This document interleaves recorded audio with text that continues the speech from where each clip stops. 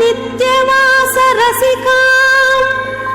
तत्क्षान्ति संवर्धिनी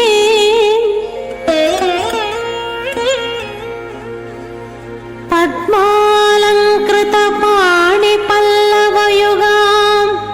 पद्मासनस्थां श्रियं वात्सल्यादि गुणोज्ज्वलां भगवती वन्दे जगन्मातरम्।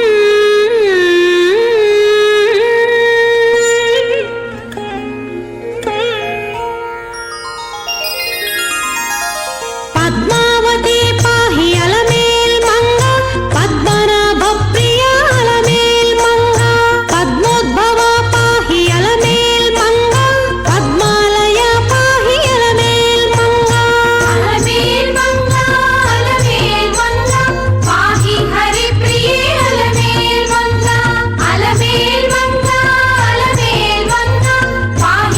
पाहि अलमेल मंगा।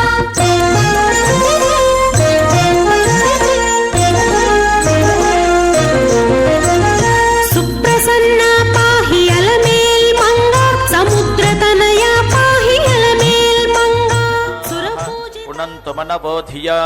पुनन्तु विश्व आयवः जातवेदः पवित्रवत् पवित्रेण पुनाहिमा शुक्रेण देवदीद्यत् अग्ने क्रत्वा क्रतो गुम्रनो यत्ते पवित्रमर्चिषि अग्ने विततमन्तरा ब्रह्मतेन पुनीमहे उभाभ्या अन्देव सवितः पवित्रेण सवेन च इदं ब्रह्म पुनीमहे वैश्वदेवी पुनति देव्यागात् यस्यै बह्वीस्तनुवो वीतपृष्ठाः तया मदन्तः सधमाद्येषु वयज्ञस्यामपतयोरयीणां वैश्वानरो रश्मिभिर्मा पुनातु वातः प्राणेन शिरोमयो भूः या वा पृथिवी पयसा पयोभिः ऋतावरी यज्ञिये मा पुनीतां बृहद्भिः सवितस्त्रिभिः परिशिष्टैर्देवमन्मभिः अग्ने दक्षैः पुनाहिमा येन देवा अपुनत येनापो दिव्यङ्कषः तेन दिव्येन ब्रह्मणा इदं ब्रह्म पुनीमहे यः पावमानीरध्येति ऋषिभिः संभृतगं रसं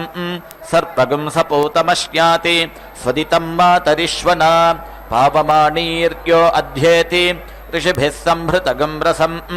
तस्मै सरस्वती दुहे क्षीरगं सर्पिर्मधूदकं पावमानी स्वस्त्ययनीः सुदुघाहि ओम श्री महालक्ष्म्यै नमः। नमस्तेस्तु महामाये श्रीपीठे सुरपूजिते शंखचक्र गदाहस्ते महालक्ष्मी नमोस्तुते सिद्धि बुद्धि प्रदे देवी भक्ति मुक्ति प्रदायिनी மந்திரமூர்த்தே மகாதேவி மகாலட்சுமி நமோஸ்துதே என்று அந்த திருச்சானூர் பத்மாவதி தாயாரை செவித்துக் கொண்டு இன்றைய கல்யாண உற்சவத்தின் நேரடி ஒளிபரப்பின் வர்ணனையாளர் திருமதியே அருணா. லக்ஷ்மி ரமண கோவிந்தா கோவிந்தா. பக்தர்களே, தை மாதம் 18வது நாள் வெள்ளிக்கிழமை சதயம் நட்சத்திரம் மற்றும் விதியை, அதாவது இந்த வெள்ளிக்கிழமை 3வது வெள்ளிக்கிழமையாக தை வெள்ளிக்கிழமையாக மிகவும் சிறப்பான இந்த நன்னாளில் தாயாருடைய திருக்கல்யாண மகோத்சவத்தை நேரடி ஒளிபரப்பில் செவித்துக் கொண்டிருக்கிறோம். அந்த தாயாரை செவித்துக் கொண்டு ஸ்ரீனிவாசனையும் செவிக்கலாம். அங்கம் ஹரே புலகபூஷணமாசிரயந்தி பிருங்காங்க நேவ முகுலாபரணம் தமாலம் அங்கீகிருதாகில விபூதிர பாங்கலீலா மாங்கல்யதாசு மம மங்கள தேவதாய என்று அந்த நெல்லிக்கனிகள் விழவே பகவத் சங்கர பகவத் பாதர் அந்த வீட்டிலே நெல்லிக்கனிகளை விழவைக்க அவர்களுடைய வீட்டிலே இருக்கும் வறுமையை போக்குவதற்காக 27 ஸ்லோகங்களான கனகதார ஸ்தவத்தை இயற்றி பாடி அந்த வீட்டிலே அவர்களை வறுமை போக்க செய்தவர். அப்படிப்பட்ட அந்த நெல்லிக்கனியிலே நிவாசம் செய்பவள் மகாலட்சுமி தாயார். பில்வ தளத்திலும் நெல்லிக்கனியும் அவளுக்கு மிகவும் விருப்பமான விருட்சங்கள். இப்படி மொட்டுடன் கூடிய தாமரை மலரைப் போல் வண்டு அடைய அதாவது வண்டு அடைவது போல ஹரியின் அங்கத்தில் லக்ஷ்மி எப்பொழுதும் தவழ்ந்து கொண்டிருக்கிறாள் என்று அந்த கனகதார ஸ்தவத்திலே லக்ஷ்மி தேவியை குறித்து அந்த பகவத் சங்கரர் பாடியிருக்கிறார் அந்த கனகதாரா ஸ்தவத்தை. முக்தா முகூர் விததி வதனே முராரே பிரேமக்ர பாப்ரணி ஹிதாஹிதானி கதானி மாலா திருசோர் மதுகரீவ மகோத்பலேயா சாமே ஸ்ரீயம் திசத்து சாகர சம்பவாயா என்று ஹரியின் வதன தரிசனத்தால் லக்ஷ்மி வஜ்ஜை அடைகிறாள் என்று கூறுகிறார். அந்த ஹரிக்கு மிகவும் சந்தோஷம் அளிப்பவள்.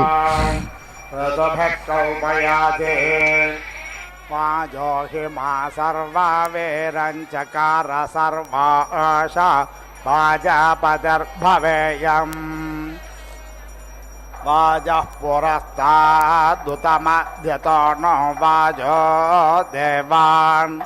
हविषा वर्धयते वाजो हिमा सर्वा वेरञ्चकार विश्वा आशा वाजापतिर्जयेयम् सम्मासृजामि पयसा पृथिव्या सम्मासृजाम्यद्भिषोर्भिः सोऽहं वाजज्ञसनयमग्नः पयः पृथिव्यां पयोषधेषु पयो दिव्यन्तरिक्षे पयोधाः पयस्वते प्रतिशः सन्तो मह्यम्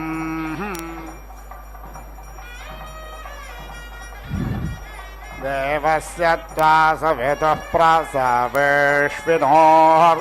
बाहुभ्यां वोष्णाहस्ताभ्यां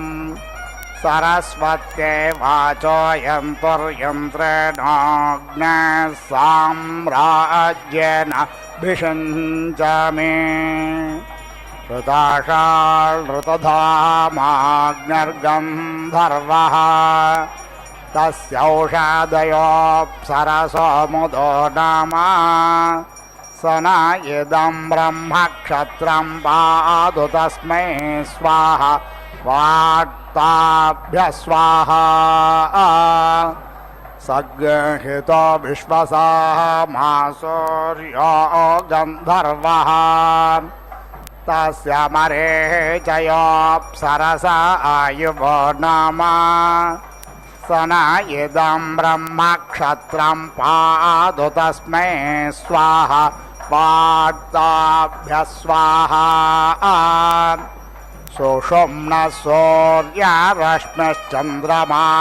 गन्धर्वः तस्य नक्षत्राण्यप्सरसो भेकुरयो नाम स न इदं ब्रह्मक्षत्रं पादु तस्मै स्वाहा वार्ताभ्यः स्वाहा ईशिरो विश्वव्यचावातो गन्धर्वः तस्यापो अप्सरस ऊर्जो नाम स न इदं ब्रह्मक्षत्रं पादु तस्मै स्वाहा वार्ताभ्यः स्वाहा भुजस्वपर्णो यज्ञो गन्धर्वः तस्य दक्षिण अप्सरसस्ताव नाम स न इदं ब्रह्मक्षत्रं पादु तस्मै स्वाहा वार्ताभ्यः स्वाहा स नो भुवनस्य पते प्रजापते यस्याद उपरे गृहायस्य वेहा अस्मै ब्रह्मणेऽस्मै क्षत्राय महिषर्मा यच्छस्वाहा समुद्रासि नभस्वानार्द्रदान शम्भोर्मायो भोरभिमावाहि स्वाहा मारुतोऽसि मरुताङ्गणशम्भोर्मायो भोरभिमावाहि स्वाहा अवस्योरसि दुवस्वाञ्छम्भोर्मायो भो रभिमावाहि स्वाहा यास्ते अग्ने सूर्ये रुचो दिवा मातन्वन्ते रश्मिभिः ताभर्णो अद्य सर्वाभिरुचे जनायनस्कृद्धि यावो देवा सूर्यरुचो गोष्वश्वेषु यारुचाः इन्द्राग्नेताभिः सर्वाभिः रुचन्नो धत्त बृहस्पते रुचन्नो धेहि ब्राह्मणेषु रुचग्न राजसुनस्कृधे रुचं विश्वेषु शूद्रेषु मये धेहि रुचारुचम् तत्त्वायामि ब्रह्मणा वन्दमानस्तदाशास्ते यजमानो हविर्भिः अहेळमानो वरुणेह बोध्युरुसग् समान आयुः प्रमोषीः स्वर्णघर्म स्वाहा स्वर्णार्क स्वाहा स्वर्णशुक्र स्वाहा स्वर्णज्योति स्वाहा स्वर्णसूर्य स्वाहा आग्नेयो नज्मिषवसा घृतेन दिव्यज्ञसोपर्णं पयसा बृहन्तम् तेन गमेम भ्राध्रस्य विष्टपज्ञस्वरुहाण अधिनागमुत्तमम् इमौ ते पक्षा अजरोपतत्रिणो याभ्याज्ञरक्षाज्ञस्यभहग्स्यग्न ताभ्यां पदेम सुकृतामुलोकं यत्र ऋषयो जग्मुः प्रथमजाः पुराणाः इन्दुर्दक्षस्येन ऋता बाहिरण्यपक्ष शकुनो भोरण्योः महान् सधस्थे ध्रुव आनिषत्तो नमस्ते अस्तु मामाहिज्ञसीः दिवो मूर्धासे पृथिव्यानाभिरोर्गपमोषधीनाम् विश्वायुः सर्मा सप्रधानमस्पथे विश्वस्य मूर्धन्नधे तिष्ठसे श्रुतस्य मुद्रेते हृदयमप्स्वायुरपो दत्तो दधिं भिन्दा दिवस्पर्जन्यादन्तरिक्षात् पृथिव्यास्ततो नो वृष्ट्या वा इष्टो यज्ञो भृगुभिराशेर्दावसुभिः तस्य न इष्टस्य प्रेतस्य द्रविणेहागमे इष्टो अग्निराहुतः पिपर्तु न इष्टग्हविः स्वगेदं देवेभ्यो नमः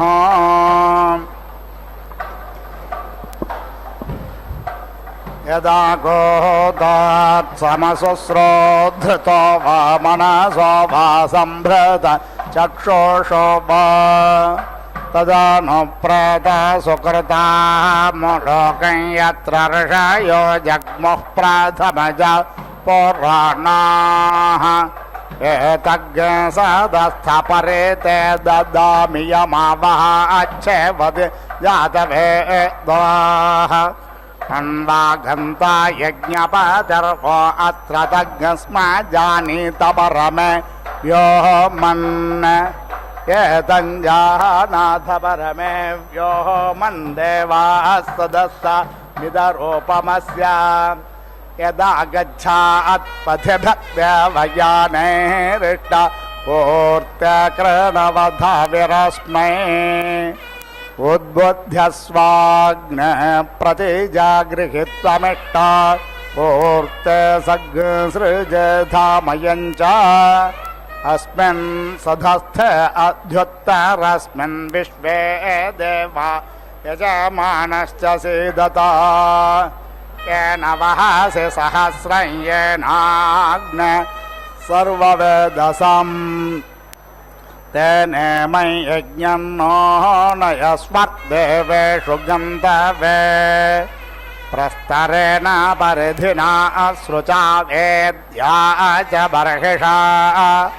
ऋचेमै यज्ञन्नो नयस्मर्देवेषु गन्तवे यद्दत्तं यत्पारादानं यत्पूर्तं याश्च दक्षिणाः तदग्निर्वैश्वकर्मणस्मर्देवेषु नो दधते यत्र धारा अनापेता मधोर्घृतस्य च याः तदग्निर्वैश्वकर्मणस्मर्देवेषु नो दधते ये अग्नयः पाञ्चजन्या अस्यां पृथिव्यामधि तेषामसि त्वमुत्तमः प्रणो जीवातवे सुवा वार्त्राहत्याय शवसे पृतनाशाह्याय च इन्द्रत्वा वर्तयामसि सह दानं पुरोहत क्षियन्तमहस्तमिन्द्रसम्पेण कुणारुम् अभिवृत्रं वर्धमानं पियारुमपादमिन्द्र तवसा जगन्था मिना इन्द्रमृधो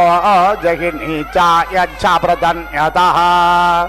तो अस्माउ आभिदा सत्यधरङ्गमयतमाः मृगो न भीमकोचरोगिरिष्ठाः पारावत आजगन्था परस्याः सृगज्ञसज्ञशय पविमिन्द्रतिग्मं विशत्रोहन्ताह्लविमृधो नुदस्व वैश्वानरो न ऊतय आप्रयादो परावताः अग्निर्न सुष्टुतेरुपा पृष्टो दिवे पृष्टो अग्निः पृथिव्यां पृष्टो विश्वा ओषधि राविवेश वैश्वानरः सहसा पृष्टो अग्निः स नो दिवासरिषस्पातु नक्तम् अस्यामतङ्गामामग्ने तवोति अस्यामरयज्ञरयव स्ववेरम् अस्यामवाजमभिवाजयन्तोऽस्यामद्युम्नमजराजरन्ते पयन्ते अद्यररिमाहि कामामुत्तानहस्तानमसोपसद्य यजेष्ठेन मनसा यक्षदेव न श्रद्धता मन्मना विप्रो अग्ने धामच्छदग्निरिन्द्रो ब्रह्मा देवो बृहस्पतिः सचेतसो विश्वे देवा यज्ञं ब्रावन्तु न शुभे पुञ्जविष्टदासुषो नृज्ञः पाहि शृणुधि गिराः रक्षातोकमुतत्मना स्वात्वेन्त्वा स्वादुना देव्रान् देव्रेणामृतामृतेन मधुमतें मधुमता सृजामि सज्ञ सोमेन सोमोऽस्यश्वेभ्यां पच्यस्व सरस्वत्यै पच्यस्वेन्द्राय सूत्राम्णे पच्यस्व परितोषिञ्जता सुतज्ञ सोमो य उत्तमज्ञ हविः दधन्वायो नर्यो अप्स्वन्तरा सुषाव सोममद्रिभिः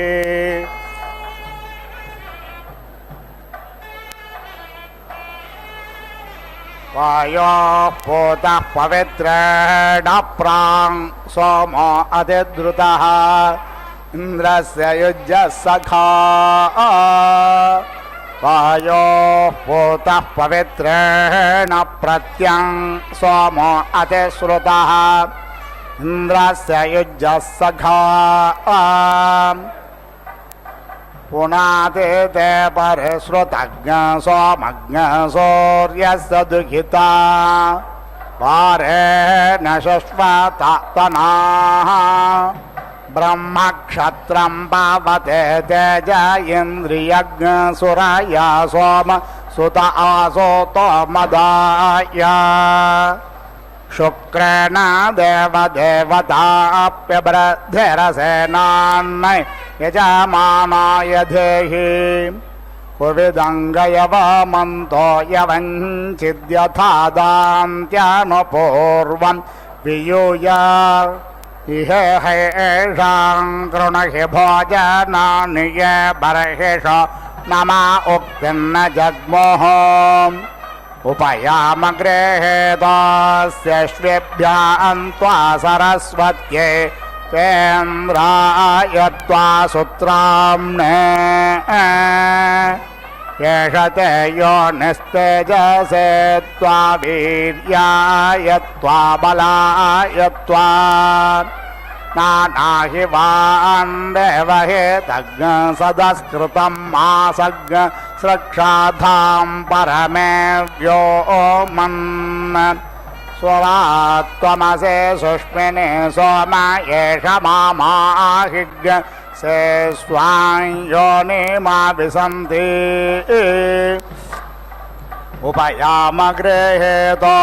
उपयामगृहेतस्याश्विनं तेजः सारस्वतं वीर्य महेन्द्रं बलम् एष ते योनिर्मोदाय त्वानन्दाय त्वामहसे त्वा तेजोऽसि तेजोमये देहि वीर्यमसि वीर्यं मयि देहि बलमसि बलं मये देह्योजस्योजो मये देहि मन्युरसि मन्युं मये देहि सहोऽसि सहो मये देहि याघ्रं विशोचिको भवृगं च रक्षते शेनं पातत्रिनग्नहग्नसेमं पात्वग्नहसः यदा पिपेष मातरं पुत्रः प्रमोदितोऽध्वयन् एतत्तदग्न अनृणा भावाम्यहतो पितरो मया सम्प्रचस्थसम्मा भद्रेण पृङ्क्ता विप्रचस्थविमा पापेन पृङ्क्ता देवा यज्ञमादन्वत भेषजं भिषजाश्विना वाचा सरस्वते भिषगिन्द्रायेन्द्रियाणि दधतः दीक्षाये रोपज्ञसष्पाणि प्रायणे यस्य तोक्माने त्रयस्य रोपज्ञ सोमस्य लज सोमाज्ञसवो मधु आदित्यरूपं मासारं महावीरस्य नग्नः रूपमुपसदामेतत्तिस्रो रात्रे स्वरासुता सोमस्य रूपं क्रेतस्य परेष्वत्परेषिच्यते अश्वेभ्यां दुग्धं भेषजमिन्द्रायेन्द्रज्ञ सरस्वत्या आसन्दे रूपज्ञ राजासन्दे वेद्यै कुम्भे सोराधाने अन्तार उत्तरवेद्यारूपङ्गारोतरोऽभिषक् वेद्या वेदिः समाप्यते बर्हिषा बर्हिरिन्द्रियम् यूपेन योपाप्यते प्रणेतो अग्निरग्निना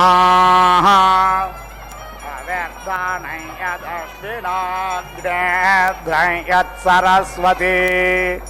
इन्द्रायेन्द्रज्ञ सदस्कृतं पत्नीशाल गार्हपत्यः प्रेषभ्यः प्रेषाणाप्नोत्याप्रेभिराप्रेर्यज्ञस्य प्रयाजेभिरनुयाजान्वषट्कारेभिराहुतिः पशुभ्यः पशूनाप्नोति पुरोळाशैर्हवेज्ञस्य छन्दोभिस्सामिधेनेर्याज्याभिर्वषट्कारान् धानाकारम्भः सक्ताव परे वापः पयो दधि सोमस्य रूपज्ञ हविष आमिक्षावाजिनं मधु धानानाज्ञरूपं कुवालम्बरे वापस्य गोधूमः शक्तो नाज्ञरूपं बदरमुपपाकाकरम्भस्य पयसोरूपं यद्यवादध्नोरूपं कर्कन्धोने सोमस्य रूपं भाजिनज्ञ सौम्यस्य रूपमामिक्षा आश्रावयते स्तोत्रिया प्रत्याश्रावो अडोरूपः यजते धायारूपं प्रगाधाये यजामः अर्धर्चैरुग्धानाज्ञरूपं पदैराप्नोति निविदाः प्राणवै शस्त्राणाज्ञरूपं पयसा सोमा आप्यते अश्वेभ्यां प्रातः सवनमिन्द्रेणेन्द्रं माध्यं दिनाम् वैश्वदेवज्ञ सरस्वत्या तृतीयमाप्तज्ञ सवनाम् वायव्यैर्वायव्यान्याप्नोति शतेन द्रोणकलशम् कुम्भेभ्यामभ्रणौ सुते स्थालेभ्यस्थालेराप्नोति यजुर्भिराप्यन्ते ग्रहे स्तोमाश्च विष्टोतिः छन्दोभिरुग्धा शस्त्राणि साम्नाववृथ आप्यते इलाभिर्भक्षाणाप्नोति सोक्तवाक्येनाशिषः संयुना पत्नी संयाजान् समिष्टयजुषा संज्ञस्ताम् व्रतेन दीक्षामाप्नोति दीक्षयाप्नोति दक्षिणाम् दक्षिणा श्रद्धामाप्नोति श्रद्धया सत्यमाप्यते एतावद्रूपं यज्ञस्य यद्देवैर्ब्रह्मणा कृतं तदेतत्सर्वमाप्नोति यज्ञसौत्रामणि सुते इन्द्रस्य क्रोडः अदित्यै पाजस्यं दिशां यत्रवः जीमूतान् हृदय उपशाभ्यामिति हृदय औपशाभ्याम् अन्तरिक्षं पुरितता नभः उदर्येण इन्द्राणीं प्लीन्हा वल्मीकान् क्लोम्ना गिरीन् प्लाशिभिरिति प्लाशिभिः समुद्रम् उदरेण वैश्वानरं भस्मना पूष्णः वनिष्ठुः अन्धाहेरित्यन्धा अहेः स्थूरगुदेति स्थूरगुदा सर्पान् गुदाभिः ऋतून् पृष्टिभिरिति पृष्टिभिः दिवं पृष्ठेन वसूनां प्रथमा कीकसा रुद्राणां द्वितीया आदित्यानां तृतीया अंगिरसां चतुर्थी साध्यानां पंचमी विश्वेषां देवानां षष्ठी ओजः ग्रीवाभिः निरृतिमिति निहिरतिम् अस्थभिरित्यस्थाभिः इन्द्रं स्वपसेति सो अपसा वहेन रुद्रस्य विचल इति विचलः स्कन्धः अहोरात्रयोरित्यहः रात्रयोः द्वितीयः अर्धमासानामित्यर्धमासानां तृतीयः मासाम् चतुर्थः ऋतूनां पञ्चमः संवत्सरस्येति संवत्सरस्य षष्ठः आनन्दमित्या आनन्दं नन्दथुना कामं प्रत्यासाभ्यामिति प्रति आसाभ्याम् भयं शितिमभ्यामिति शितिमाभ्याम् प्रशिशमिति प्रशिशम् प्रशासाभ्यामिति प्रशासाभ्याम् सूर्या चन्द्रमसाविति सूर्या चन्द्रमसौ वृत्याभ्याम् श्यामशबलाविति श्याम शबलौ मतस्नाभ्याम् व्युष्टिमिति वि उष्टिं रूपेण निमृक्तिमिति निमृक्तिम् अरूपेण अहह वागुंसेन रात्रिं पीवसा अपहायूषेण घृतं रसेन श्यां वसया दूषिकाभिः ह्रादुनिम् अश्रुभिरित्यश्रुभिः पृश्वा दिवं रूपेण नक्षत्राणि प्रतिरूपेणेति प्रतिरूपेण पृथिवीं चर्मणा छवीं छव्या उपाकृतायेत्युपा आकृताय स्वाहा आलब्धायेत्यालब्धाय स्वाहा आहुताय स्वाहा अग्नेः पक्षतिः सरस्वत्यै निपक्षतिरिति निपक्षतिरिति निपक्षतिः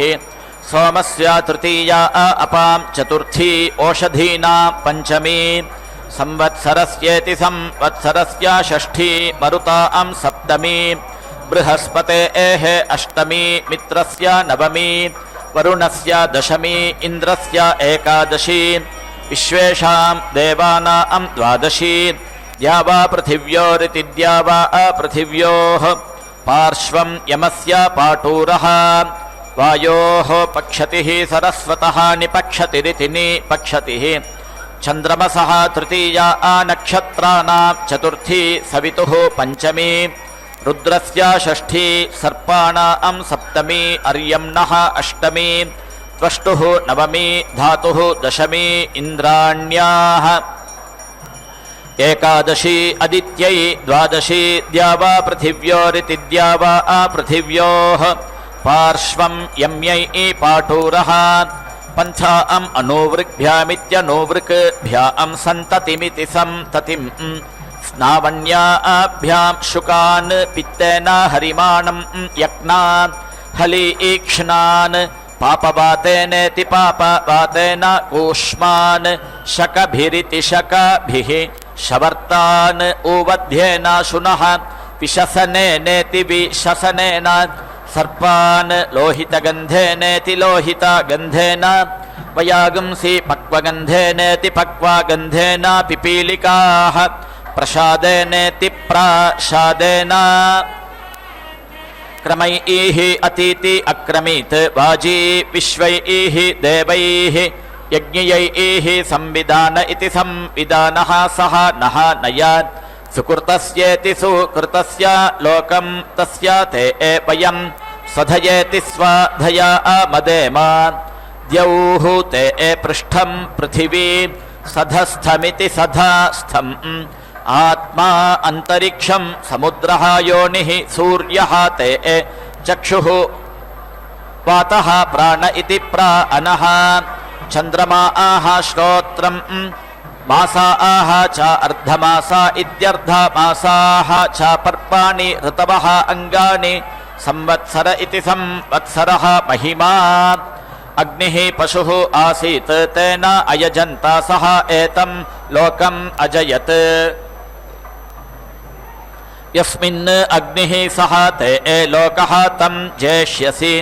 अथ अवेति जिघ्र वायुः पशुः आसीत् तेन अयजन्ता सः एतं लोकम् अजयत् यस्मिन् वायुः सः ते लोकः तस्मात् त्वा अन्तः एष्यामि यदि न अवजिघ्रसीत्यवजिघ्रसि आदित्यः पशुः आसीत् तेन अयजन्ता सः एतं लोकम् अजयत् यस्मिन् आदित्यः सः ते लोकः तं जेष्यसि यदि अवजिघ्रसीत्यवजिघ्रसि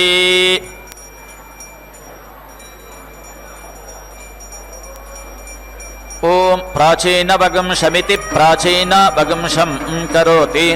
देवमनुष्या इति देवमनुष्याः दिशः वीति अभजन्ता प्राचीं देवाः दक्षिणा पितरः प्रतीचीं मनुष्याः उदीचीं रुद्राः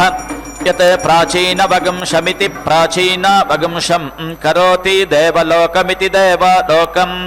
एव तत् यजमानः उपावर्तत इत्युपा आवर्तते परीतिष्ठयति अन्तर्हित इत्यन्तः हितः हि देवलोक इति देवलोकः मनुष्यलोकादिति मनुष्यलोकात् न अस्मात् लोकात् स्वेतव्यमिति सुएतव्यम् इव इति आहुः कः हि तत् वेद यदि अमुष्मिन् लोके अस्ति वा न वा इति दिक्षु अतिकाशान् करोति उभयोः लोकयोः अभिजित्य इत्यभिजित्यै केशश्मश्रुविति केशश्मश्रु वपते नखानि नीति कृन्तते मृता वै एषा त्वक् अमेध्या यत् केशश्मश्रुविति केशश्मश्रु मृताम् एव त्वचम् अमेध्याम् अपहत्येत्यपहत्य यज्ञियः भूत्वा मेधम् उपेति एति अङ्गिरसः सुवर्गमिति सुवहागम् लोकम् यन्तः अप्स्वित्यपुसु दीक्षा तपसी इति दीक्षा तपसी प्रेति अवेशयन् अप्स्वित्यपुसु स्नाति साक्षादिति साक्षात् एव दीक्षा तपसी इति दीक्षा तपसी अवेति रुन्धे तीर्थे स्नाति तीर्थे हि ते ताम् प्रेति अवेशयन् तीर्थे स्नाति तीर्थम् एव समानानाम् भवति अपः अश्नाति अन्तरतः एवमेध्यः भवति वाससा दीक्षयति सौम्यं वै क्षौमं देवतया सोमम् एषः देवताम् उपेति एति यः दीक्षते सोमस्य तनूः असि तनुवं मे पाहि इति आह स्वाम् एव देवताम् उपेति एति अथो इति आशिषमित्या आशिषम् एव एताम् एति शास्ते अग्नेः तूषाधानमिति तूषा आधानम् वायोः वातपानमिति वातापानम् पितॄणां नीविः ओषधीनां प्रघात इति प्राघातः आदित्यानां प्राचीनतान इति प्राचीनतानः विश्वेषां देवानाम् ओतुः नक्षत्राणाम् अतिकाशाः तत् वै एतत् सर्वदेवत्यमिति सर्वदेवत्यं यत् वासः यत् वाससा दीक्षयति सर्वाभिः एव एनं देवताभिः दीक्षयति बहिः प्राण इति बहिः प्राणः वै मनुष्यः तस्य अशनं प्राण इति प्राणः अश्नाति स प्राण इति सा प्राणः एव दीक्षते आशितः भवति यावान् एव अस्य प्राण इति प्राणः तेन सह मेधम् उपेति एति घृतं देवानां मस्तु पितॄणां निष्पक्वमिति निःपक्वं मनुष्याणां तत् वै एतत् सर्वदेवत्यमिति सर्वदेवत्यं यत् नवनीतमिति नवनीतं यत् नवनीतेनेति नवनीतेन अभ्यङ्क्त इत्यभिअङ्क्ते सर्वाः एव देवताः प्रीणाति प्रच्युत इति प्रच्युतः वै एषः अस्मात् लोकात् अगतः देवलोकमिति देवलोकं यः दीक्षितः अन्तरा इव नवनीतमिति नवनीतं तस्मात् नवनीतेनेति नवनीतेन अभीति अङ्क्ते अनुलोममित्यनुलोमं यजुषा व्यावृत्या इति विआवृत्यै इन्द्रः वृत्रम् अहन् तस्य कनीनिका परेति अपतत् तत् आञ्जनमित्या अञ्जनम् अभवत् यत् आङ्क्त इत्या अङ्क्ते चक्षुः एव भ्रातृव्यस्य वृङ्क्ते दक्षिणं पूर्वम् एति अङ्क्ते सव्यं हि पूर्वं मनुष्याः आञ्जत इत्या अञ्जते नानीति धावते नीति इव हि मनुष्याः धावन्ते पञ्चाकृत्वः यजुषा मिमीक्ते पञ्चा अक्षरेति पञ्चा अक्षरा पङ्क्तिः पाङ्क्तः यज्ञः यज्ञम् एव अवेति रुन्धे परिमितमिति परिमितम् एति अङ्क्ते अपरिमितमित्यपरिमितं हि मनुष्याः आञ्जत इत्या अञ्जते सतूलयेति स तूलया एति अङ्क्ते अपतूलयेत्यपतूलय हि मनुष्याः आञ्जत इत्या अञ्जते व्यावृत्या इति विआवृत्यै यत् अपतूलयेत्यपतूलय आञ्जीतेत्य अञ्जीत वज्रः इव स्यात् सतूलयेति स तूलय एति अन्ते मित्रत्वायेति मित्रात्वाय इन्द्रः वृत्रम् अहन् सः अपः अभीति अम्रियत तासां यत् मेध्यम् यज्ञियम् सदेवमिति स देवम् आसीत् तत् अप उदिति अक्रामत् ते दर्भाः अभवन् यत् दर्भपुञ्जीलैरिति दर्भपुञ्जीलैः पवयति याः एव मेध्याः यज्ञियाः सदेवा इति सा देवाः आपः ताभिः एव एनं पवयति द्वाभ्यां पवयति अहोरात्राभ्यामित्यहः रात्राभ्याम् एव एनं पवयति त्रिभिरिति त्रिभिः पवयति त्रयः इमे लोकाः एभिः एव एनं लोकैः पवयति पञ्चभिरिति पञ्चभिः पवयति पञ्च अक्षरेति पञ्च अक्षरा पङ्क्तिः पाङ्क्तः यज्ञः यज्ञाय एव एनं पवयति षट्भिरिति षट्भिः पवयति षट् वै ऋतवः ऋतुभिरित्युर्तुभिः एव एनं पवयति सप्तभिरिति सप्तभिः पवयति सप्त छन्दागुंसि छन्दोभिरिति छन्दःभिः एव एनं पवयति नवभिरिति नवभिः पवयति नव वै पुरुषे प्राण इति प्राणाः सप्राणमिति स प्राणम् एव एनं पवयति एकविंशत्येत्येकविंशत्या पवयति दशहस्त्याः अङ्गुलयः दशपद्याः आत्मा एकविंश इत्येकविंशः यावान् एव पुरुषः तम् अपरिवर्गमित्यपरिवर्गम् पवयति चित्पतिरिति चित्पतिः त्वा पुनातु इति आह मनः वै चित्पतिरिति चित्पतिः मनसा एव एनं पवयति वाक्पतिरिति वाक्पतिः त्वा पुनातु इति आह वाचा एव एनं पवयति देवः त्वा सविता पुनातु इति आह सवितृप्रसूत इति सवितृप्रसूतः एव एनं पवयति तस्य ते पवित्रपत इति पवित्रपते पवित्रेण यस्मै एकं पुनेतत् शकेयम् इति आह आशिषमित्य आशिषम् एव एताम् एति शास्ते यावन्तः वै देवाः यज्ञाय अपुनता ते एव अभवन् यः एवं विद्वान् यज्ञाय पुनीते भवति एव बहिः पवयित्वा अन्तः प्रेति पादयति मनुष्यलोक इति मनुष्यलोके एव एनम् ஓம் ஸ்ரீ மகாலட்சுமி நமஹ. தாயாருடைய திருக்கல்யாண மகோத்சவத்திலே அக்னி பிரதிஷ்டை ஹோமத்தை முடித்துக்கொண்டு இதோ மாங்கல்ய பூஜையை செய்து கொண்டிருக்கிறோம். இந்த மாங்கல்ய பூஜை வேளையிலே அந்த மாங்கல்யங்களை சுத்தப்படுத்தி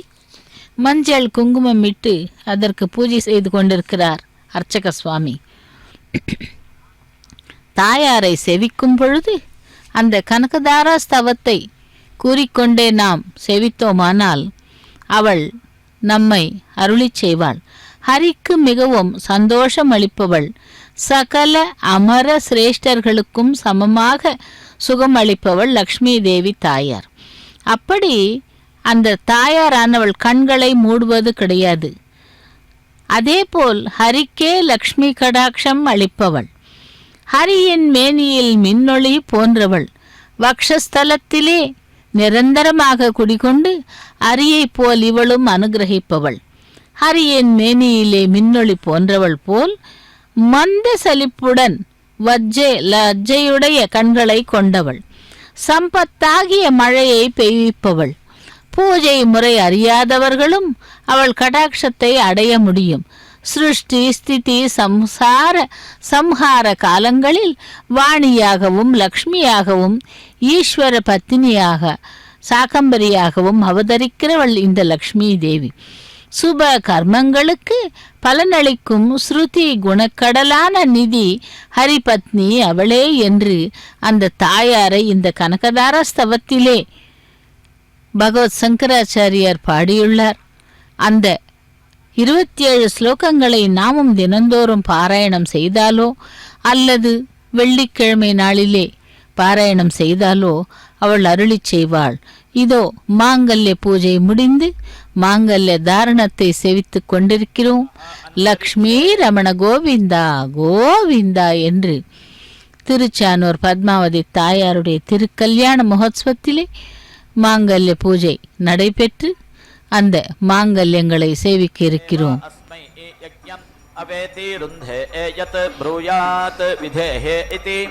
यज्ञस्थानुमिति यज्ञस्थानुं ऋच्छेत् वृधातु इति आह यज्ञस्थानुमिति यज्ञस्थानुम् एवापरेति वृणक्ति प्रजापतिरिति प्रजापतिः यज्ञम् असृजता सः अस्मात् सृष्टः पराङ् ऐत् सः प्रेति यजुः अव्लीनात् प्रेति सामा तं ऋक् उदिति अयच्छत् यत् ऋक् उदयच्छदित्युत अयच्छत् तत् औद्ग्रहणस्येत्यौ उत्ग्रहणस्य औद्ग्रहणत्वमित्यौ उत्ग्रहणत्वं ऋचात् जुहोति यज्ञस्य उद्यत्य इत्युत यत्यै अनुष्टुभित्यनुस्तुप छन्दसाम् उदिति अयच्छत् इति आहुः तस्मात् अनुष्टुभेत्यनुस्तुभ आजुहोति यज्ञस्य उद्यत्य इत्युत यत्यै द्वादश वात्सबन्धानीति वात्सबन्धानि उदिति अयच्छन् इति आहुः तस्मात् द्वादशभिरिति द्वादशभिः वात्सबन्धविद इति वात्सबन्धविदः दीक्षयन्ति सा वै एषा ऋक् अनुष्टुगित्यनुस्तुक् यत् एतया ऋचा दीक्षयति वाचा एव एनं सर्वया दीक्षयति विश्वे देवस्य नेतुः इति आह सावित्री एतेन वर्तः वृणीता सख्यम् ॐ श्रेयो वसीय आयत् सम्भूतं भूतं चित्रः केतुः प्रभानाभान् सम्भान् ज्योतिष्मागिस्तेजस्वानातपग्गिस्तपन्नभितपन् रोचनो रोचमानः शोभन शोभमानः कल्याणः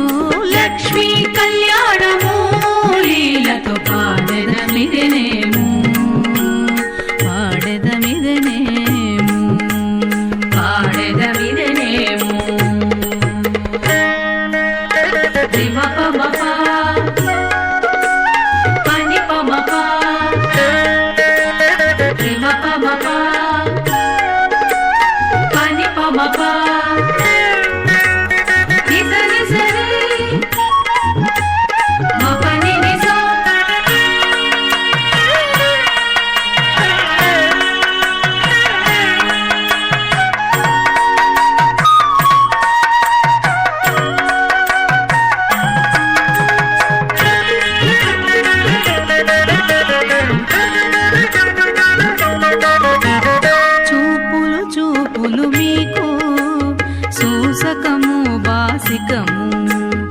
ఊపచన్ను గొప్పలివి బోధగుండలు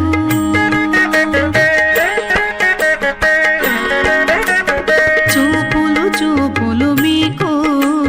సూసకము బాసికము ఊపచన్ను గొప్పలివి బోధగుండలు తీపుల మోవి తేనెలు తీరని మధుపర్కములు తీపుల మోవి తేనెలు తీరని మధుపర్కములు దాపుగ పెండ్లి ఆడరయ్యా తగుదగు మీకును లక్ష్మీ కళ్యాణము లీలతో పాడెదమిదనేము లక్ష్మీనారాయణులే లలనయు నీవును లక్ష్మీ కళ్యాణము లీలతో పాడెదమిదనేము పాడెదమిదనేము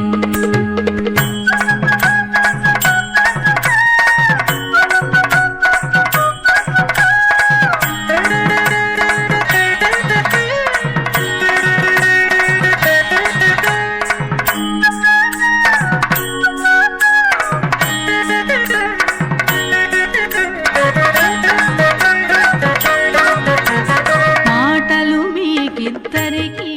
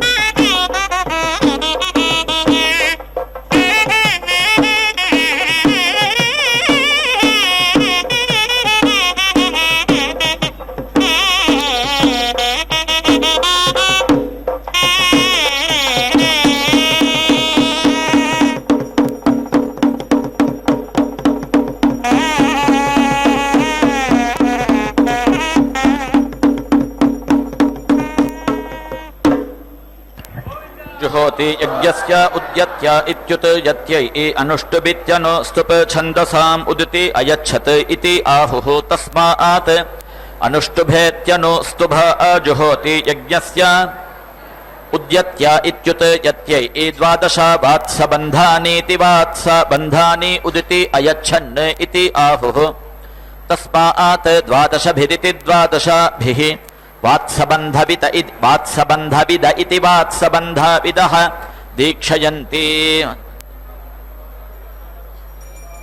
सा वै एषा ऋक् अनुष्टुगित्यनु स्तुक् वाक् अनुष्टुगित्यनु स्तुक् यत् एतया ऋचा दीक्षयति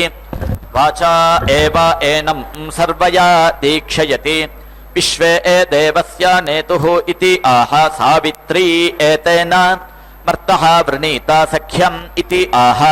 पितृदेवत्येति पितृदेवत्या एतेन विश्वे राजः इषुध्यसि इति आह वैश्वदेवीति वैश्वदेवी एतेन द्युम्नं वृणीता पुष्यसे इति आह पौष्णी एतेन सा वै एषा ऋक् सर्वदेवत्येति सर्वदेवत्या आयत् एतया ऋचा दीक्षयति सर्वाभिः एव एनं देवताभिः दीक्षयति सप्ताक्षरमिति सप्ता अक्षरम् प्रथमं पदम् अष्टाक्षराणीत्यष्टा अक्षराणि त्रीणि यानि त्रीणि तानि अष्टौ उपेति यन्ति यानि चत्वारि तानि अष्टौ यत् अष्टाक्षरेत्यष्टा अक्षरातेन गायत्री यत् एकादशाक्षरेत्येकादश अक्षरातेन त्रिष्टुक् यत् द्वादशाक्षरेति द्वादश अक्षरातेन जगति सा वै एषा ऋक् सर्वाणि छन्दागुंसि यत् एतया ऋचा दीक्षयति सर्वेभिः एव एनं छन्दोभिरिति छन्दःभिः दीक्षयति सप्ताक्षरमिति सप्ता अक्षरं प्रथमं पदम् सप्तपदेति सप्तपदा शक्वरी पशवः शक्वरी पशून् एव अवेति रुन्धे एकस्मात् अक्षरात् अनाप्तं प्रथमं पदं तस्मात् यत् वाचः अनाप्तं तत् मनुष्याः उपेति जीवन्ति पूर्णया जुहोति पूर्णः इवा हि प्रजापतिरिति प्रजापतिः प्रजापतेरिति प्रजापतेः आप्त्यै न्यूनयेति नि ऊनया आजुहोति न्यूनादिति नि ऊनात् हि प्रजापतिरिति प्रजापतिः प्रजा इति प्रजाः असृजता प्रजानामिति प्रजानां सृष्ट्यै यो दीक्षामतिरेचयति सप्ताहं प्रचरन्ति सप्तवैशीर्षण्याः प्राणाः प्राणादीक्षा प्राणैरेव प्राणान् दीक्षामवरुन्धे पूर्णाहुतिमुत्तमाञ्जुहोति सर्वं वै पूर्णाहुतिः सर्वमेवाप्नोति अथो इयं वै पूर्णाहुतिः अस्यामेव प्रतिष्ठति ॐ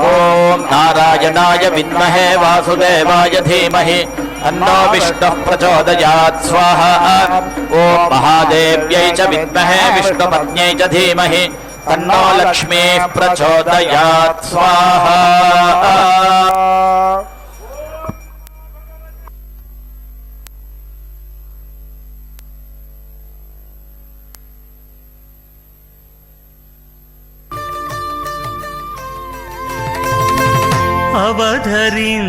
అవధరించగదయ్య అన్ని రసములు నీవు తివురుచునవ్వెనిరే తేనెమో విరసము అవధరించగదయ్య అన్ని రసములు నీవు తివురుచునవ్వెనిరే తేనెమో విరసము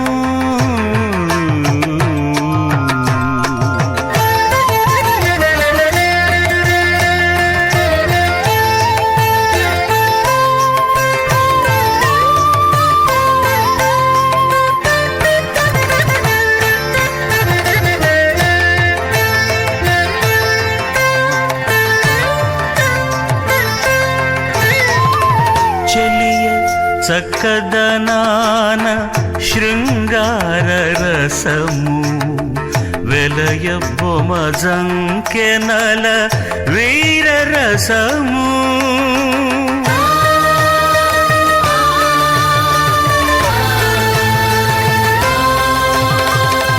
చెలియ చక్కదనాన శృంగార రసము వెలయ బొమజంకెనల వీర రసము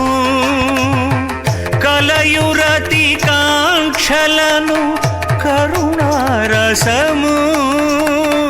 కలయు రతి కాంక్షలను కరుణారసము అలరుమై పులకలను అద్భుత రసం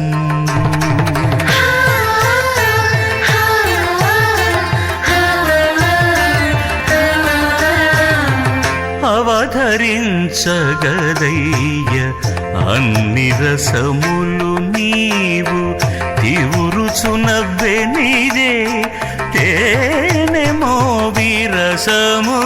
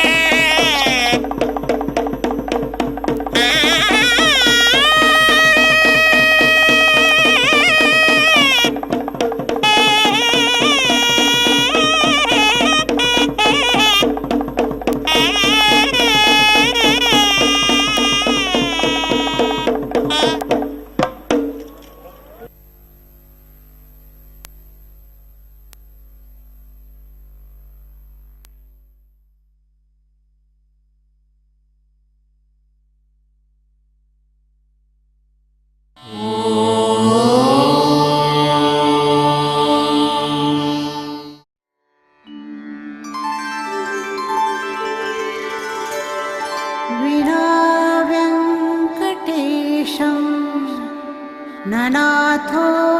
ननाथः सदा वेङ्कटेशं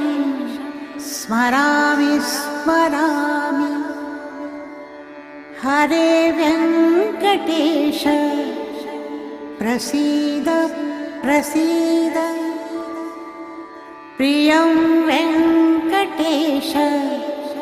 प्रयच्छ प्रयच्छ